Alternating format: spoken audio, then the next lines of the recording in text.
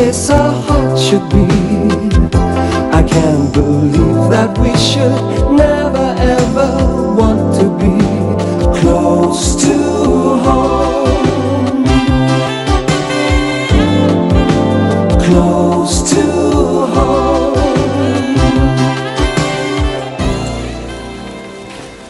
That's Mrs. Baker. Thank you.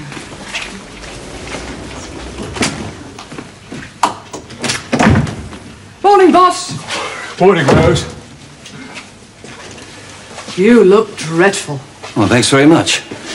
You must know I was called out at 4 o'clock by a Mr. Patterson who was worried because his dog was coughing. And was it?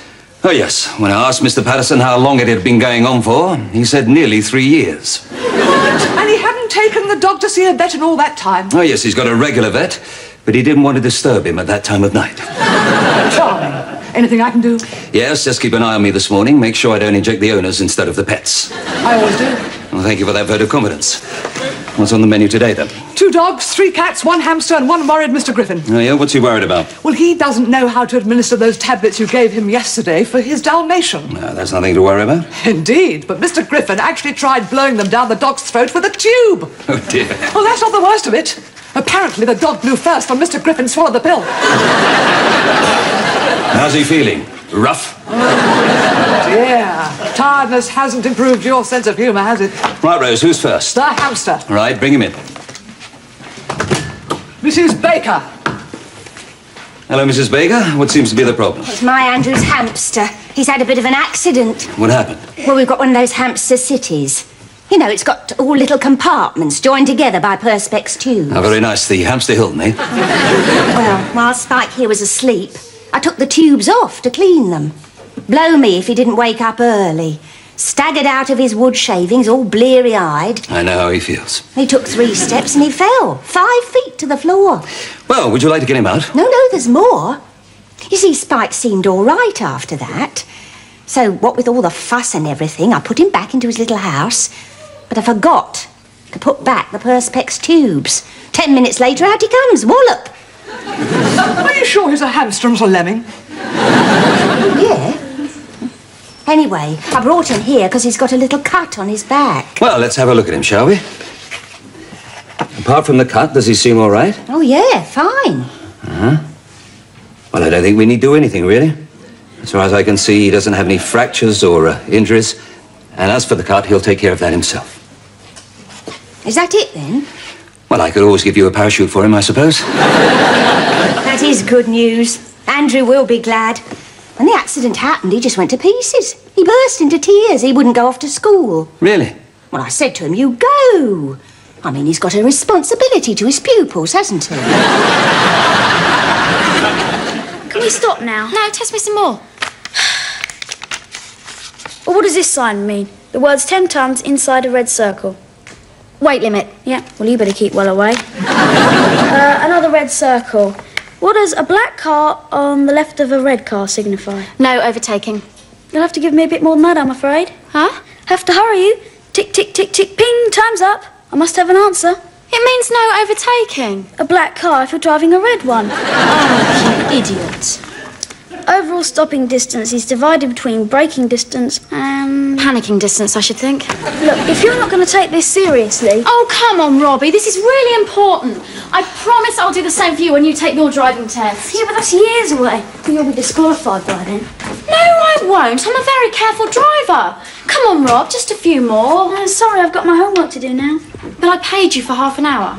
When it's up. Rubbish. 25 minutes at the most. Well, my watch says it's half an hour. Yeah, well, your watch gains like the clappers. Yep. Well, that's not fair. No, but it's a good business practice. Well, I'm well on course for my first million before I'm 20. Look, I'll make it worth your while. If you want to book another half an hour, certainly, madam. I can fit you in between 7 and 7:25 this evening. A small deposit will be required. You are getting no more money out of me. Oh, in that case, it was a pleasure doing business with you. Good day. Look here, Donald Trump. If you wanted to think about this for half a second, you'd realise it was a sound investment. Oh, well, how'd you make that one out? Well, think about it. The more you help me with the highway code, the more likely I am to pass my test. And once I've passed my test, I'll be able to drive on my own. And once I can drive on my own, I can start giving lifts to you and all your squalid little friends. Especially to Popeye and Squeaky Gulliver, both of whom will pay through the nose for this privilege. Well, why will they? Because they both fancy me something rotten. Who told you? A woman knows these things. It's very promising, but there's a fatal flaw in your scheme. What? Well, Dad will never let you use the car. Who needs it? I'll have my own wheels. And who's going to give you a car? Dad, of course. He's always promised that if I pass my test first time, he'll buy me a new car. Do you think he'll do the same for me? Oh, he's bound to. He can't do it for one and not the other. Right, Rose, who's next? A Mr. Hinckley with his pet python. Don't tell me. Let me guess. Yes, it's called Monty. Chairman. Mr. Hinckley. Hello, Mr. Hinckley. I gather you've got a python here. That's right. I'll quite understand if you want to leave. A lot of people don't like snakes. Oh, don't worry, Mr. Hinckley, it doesn't bother me. When I lived in South America, I used to keep an anaconda. 57 feet it was. Position it right, and you could stop the drafts from blowing from under 3 or 4 doors. And on sunny days, it doubled as a washing line. Don't be ridiculous. Where are you going to get pegs that big? Are you two all right? Perfectly, Mr. Hinckley.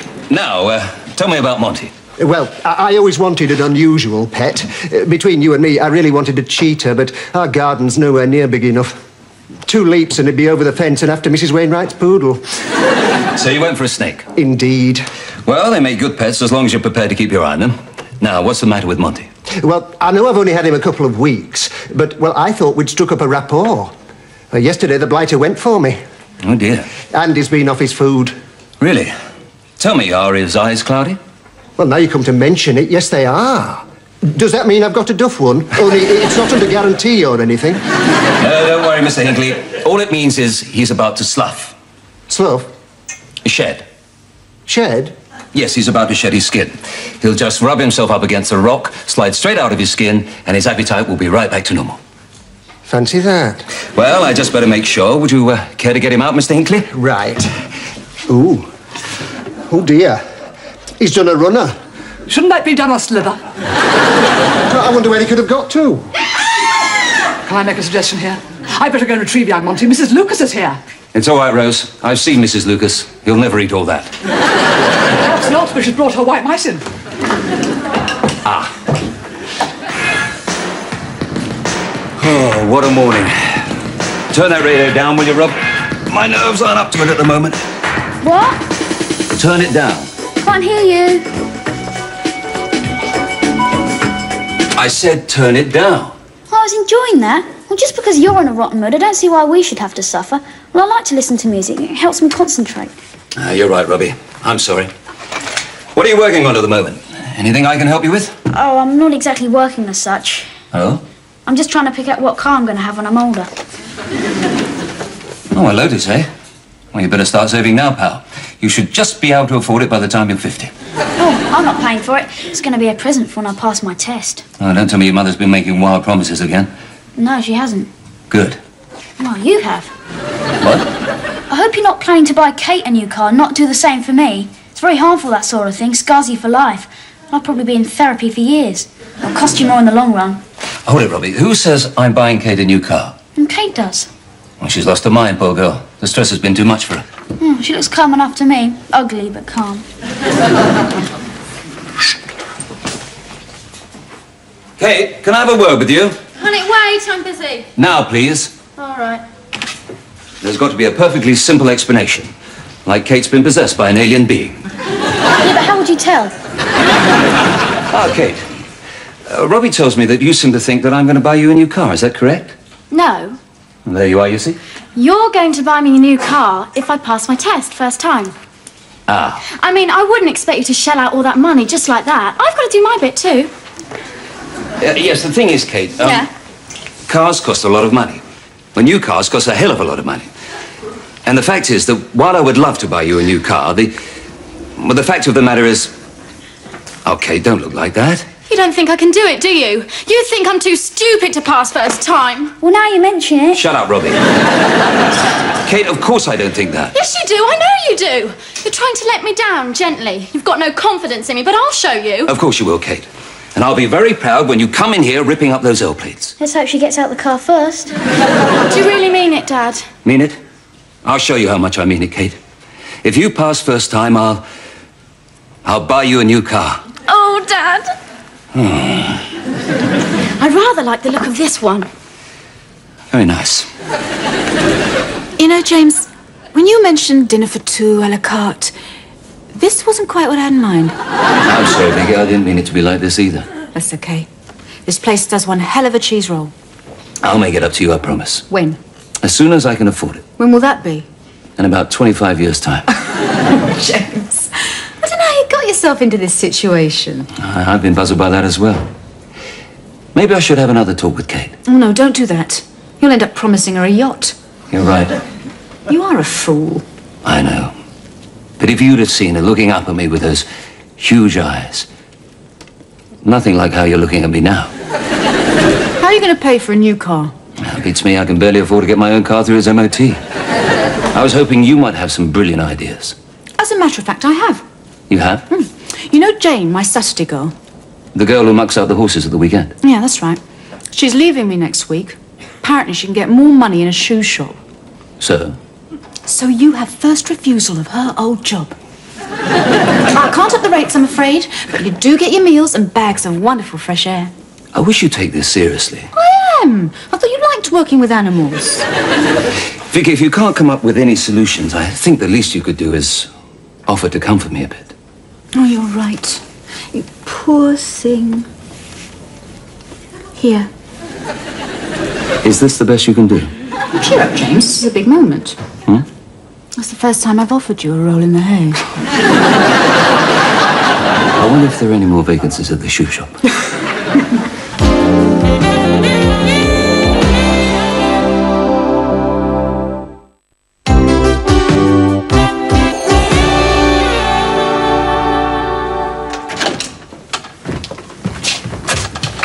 Oh, hi, Dad. Hello, Robbie.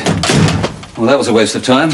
What's the point of going to the bank that likes to say yes when the manager likes to say no? I take it you turned down your bank loan. Difficult to say, he was too busy laughing. Cheer up, Dad. I think I've got a solution. You have? Yeah.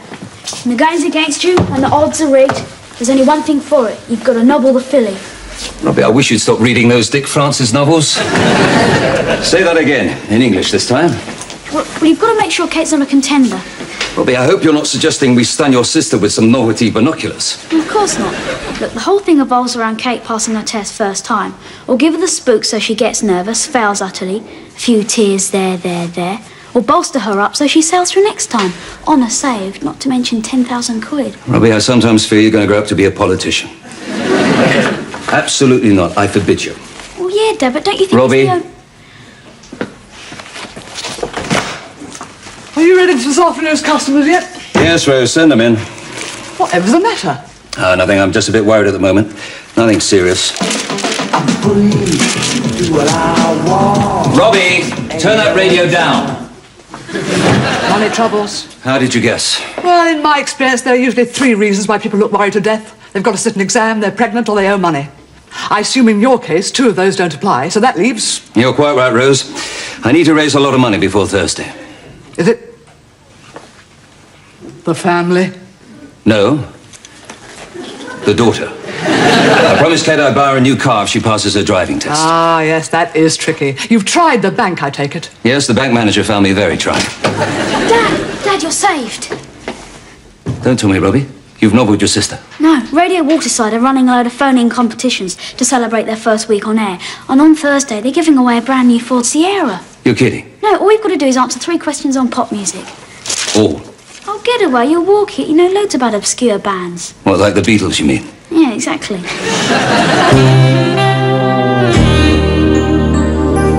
Surprise! Thanks, guys. There you are, Kate. There's your breakfast. Do you think I could just have a cup of tea, please, Rose? Very weak. Nonsense, Kate. You must eat a hearty meal. Yep, condemned people always do. Robbie?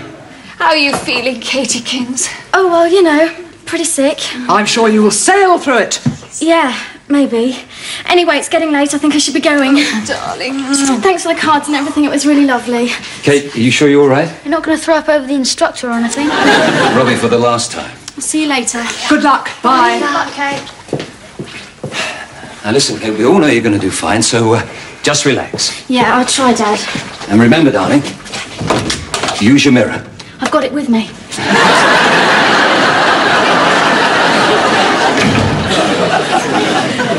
All right, troops, are we ready? Present. And correct. Aye, aye, Captain. Radio? Check. Telephone? Check. Reference books? Checkmate. Right then, we're going in. 272, that's the number to dial if you want to win that fabulous prize. So stay tuned to Radio Waterside, the station that's on your wavelength. And we'll take our first caller right after this. It's ringing. I'm through. Oh, well done, James. Hello? My name, yes, James Shepard. Yes, I'll hold on. And we have our first caller. Hello, James. Hello. Okay, James, to win that wonderful prize brought to you by Radio Waterside, all you have to do is answer 3 simple questions. Are you ready? Is that the first question? Steady there, James. This is the first question coming up now. Who was Madonna married to? What? Sean? Yeah. Penn. Correct. Second question now. Listen carefully. Who duetted on stage with Tina Turner at the Live Aid concert?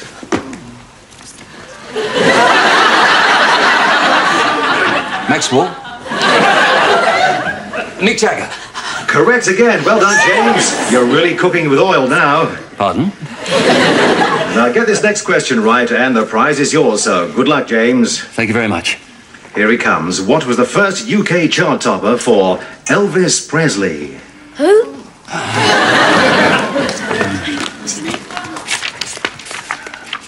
I'll have to hurry you. Yeah, okay. I think it was All Shook Up? It was indeed, James. You've won the prize. Where on earth did you dredge that up from? I remember my father telling me about it. Yes, congratulations, James. You've won today's star prize. 2 tickets to see Kylie Minogue.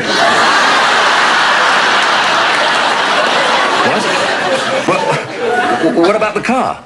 Oh, the car. Oh, that went yesterday. No, you're going to see Kylie and James. We'd like you to come down here to the station to collect your tickets and have your photograph taken with a life-size cutout of Kylie herself. Oh, my God. Stay on the line, James. Mary will take your details in just a second. Robbie, I'll give you 10 quid. Sometimes a man just can't be bought. Helen, please. No way, Jose. Rose, I beg of you. All right, sing as it's you. Rose, you'll be mentioned in dispatches for this. Hello? Yes, my name. Shepard. Rose Shepard. Yes, I have got a deep voice, haven't I? Yes, I'm on my way. Well done, James. That was very impressive. Yeah, fancy knowing that about Priscilla Presley's father. So I said, let Patrick Swayze for the lead. Call it Dirty Dancing. It'll be a monster. Miss Shepard, I'm John Gray, Controller, Radio Waterside. Congratulations. Thank you very much. You're a natural. Have you ever worked for radio? Oh, not for many years. Well, I'd like to offer you a job. How would you like to be our resident agony aunt of the airwaves? Well... Say yes, please. Yes! If it's all the same to you, I'd rather do the late-night heavy metal show. It's a deal. Oh, thank you very much. There you are. Thanks, Vicky. I can't rap for toffee. Yeah, well, it's a gift. I know, that's why I asked you to rap it. No, I meant... Actually, Vicky, it looks very nice. Thank you very much. Vicky, while we're alone, I'd like to ask you a question. Oh, yes. Vicky,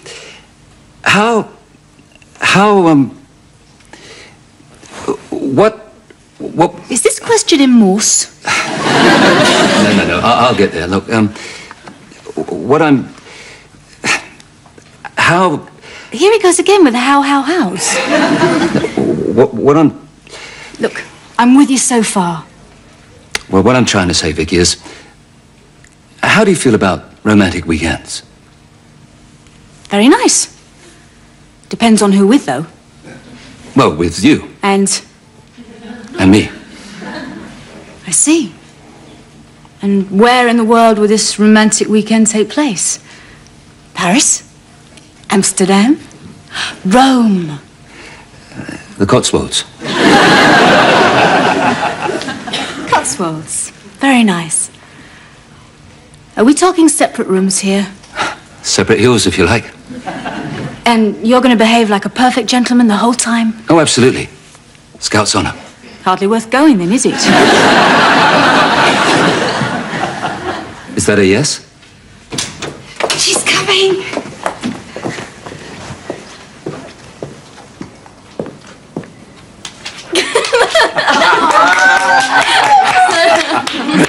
Well done, darling. Congratulations, Kate. Thanks. Kate, you better have this. Thanks, Dad. I told you I'd buy you a new car. I didn't really expect you to buy me a new car, just so long as I could use yours now and then. And I think we can do better than that. Tell her, Helen. Well, Kate, I've been thinking, as Frank's away, he's not using his car. It's just sitting in the garage doing nothing. You mean I get his Lamborghini? Oh, no. I thought I could trade it in for a nice little Fiesta, and the money that's left over could pay for the petrol and the running costs. Brilliant! Should we go and see it now? Yes, of course. You can drive if you like. Yeah, great. Hi, Rose. What on earth are you doing with that? Long story, tell you later. Souvenir, they insisted. Rose, you're a hero. Is there anything I can do for you? Well, there is, actually. Would it be right if I used those tickets? I didn't know you were a Kylie fan. Well, not a fan exactly, but it would be nice to see little Kylie again after all these years. What, you know her? Not well, but I gave her some career advice once. Kylie, I said, what you've got to do first is to get some acting experience. A soap opera or something. You should have charged her 10%. I should be so lucky. Lucky.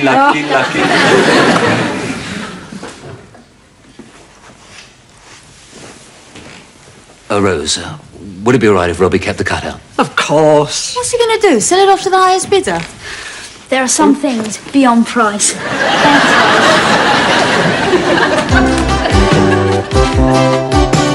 Close to home, the place our heart should be. I can't believe that we should never ever want to be. Close to home is where I need to be, where all the troubles of the day can keep me company. Close